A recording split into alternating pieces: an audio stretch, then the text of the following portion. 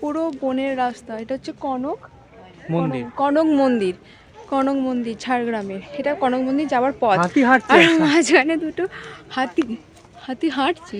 এগুলো স্ট্যাচু। আরে স্ট্যাচু কেন? ও তুমি স্ট্যাচু বলছো না, এটা হাতি জীবন্ত। এদিকটা জীবন্ত স্ট্যাচু না, বললে কি হবে? আর তো বুঝতে চারিধারটা পারবে না। বন। কনক মন্দির, কনক মন্দির যাবার পথে পথ এটা।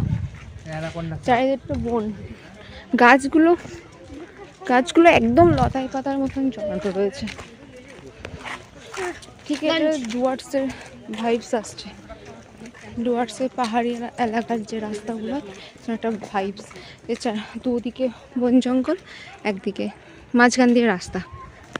এই যে দারুণ লাগছে জায়গাটা কিন্তু। এবার মন্দিরে যাচ্ছি, কনক মন্দির ঝাড়গ্রামের।